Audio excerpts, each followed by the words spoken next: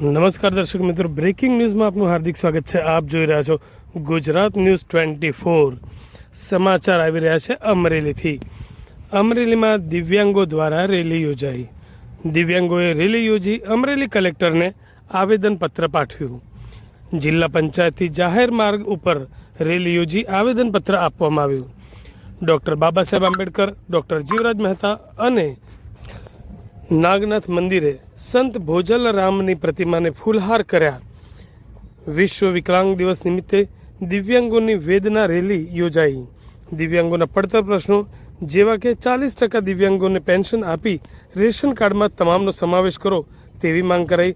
અમરેલી કલેક્ટરે દિવ્યાંગો હોવાથી ઓફિસની નીચે ઉતરીને દિવ્યાંગોનું આવેદનપત્ર સ્વીકાર્યું હતું। મોટી સંખ્યામાં દિવ્યાંગોએ અમરેલીના રાજમાર્ગ પર રેલી કાઢી અમરેલીના કલેક્ટરને વિવિધ માંગો લઈને આવેદનપત્ર આપ્યું। નામ પડાયા મંજુલા છે।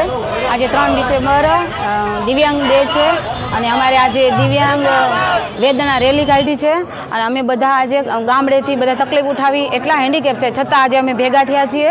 કેમ કે અમારા કેટલા બધા એવા પ્રશ્ન છે કે જે ચોપડે લખાયેલા રહે છે અને જે હેન્ડીકેપ છે એ વંચિત રહી જાય છે અને અત્યારે બધાને આધુનિક સમયમાં અત્યારે બધાને પોસાતું નથી, મોંઘવારી વધતી જાય છે, આવક ઓછી છે, તો હવે એને ફેમિલી હોય, એના બાળકો હોય તો ક્યાંથી પૂરું થાય। અત્યારે અમારા બધા પ્રશ્નો જે 40%થી દિવ્યાંગ છે ને એને બધાને પેન્શન આપે। બીજા રાજ્યમાં રાજસ્થાનમાં 5-5 હજાર આપે છે, 4 થી 5 હજાર, અહીંયા તો 1 હજાર આપે છે, એ 60% પ્લસથી એમ તો 40થી આપે અને રાશન કાર્ડમાં બધાનો સમાવેશ કરે। દિવ્યાંગને બધાને રાશન અત્યંત રાશન કાર્ડમાં બધાને લાભ મળે। અને અમે આવેદનપત્ર આપવા આવ્યા હતા, સર નીચે આવ્યા, અમારી વેદના સમજી અને લઈ ગયા છે અને હવે આગળ જો પ્રોસેસ ચાલુ થાય એવી અમારી આશા છે। જય હિન્દ, જય દિવ્યાંગ। મારું નામ વિજયસિંહ ઉદયસિંહ પરમાર। હું દિવ્યાંગ સેવા ચેરિટેબલ ટ્રસ્ટ ગુજરાત પ્રદેશ પ્રમુખ અને અમારી સાથે જોડાયેલી સંસ્થા મહિલા દિવ્યાંગ દીપ સેવા ચેરિટેબલ ટ્રસ્ટ અને અપંગ માનવ સેવા સંઘ દ્વારા અમે આજે વિશ્વ વિકલાંગ દિવસ નિમિત્તે એક રેલીનું આયોજન કરી અને કલેક્ટર સાહેબને અમારા પડતર પ્રશ્નોનું આવેદનપત્ર આપ્યું છે, જેની અંદર અમે કલેક્ટર સાહેબને એવું કીધું છે કે ગ્રામ પંચાયતથી ઠેઠ પાર્લામેન્ટ સુધી દરેક દિવ્યાંગોને અનામતનો લાભ મળે। આ લાભ મળતો નથી।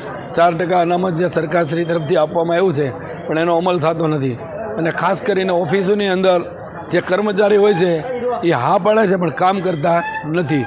તો કલેક્ટર સાહેબનો આદેશ થાય અને ગ્રામ પંચાયતમાં દરેક જગ્યાએ કલેક્ટર સાહેબનો હુકમ થાય કે આ રીતે દિવ્યાંગોને લાભ આપે એવી અમારી ઈચ્છા છે।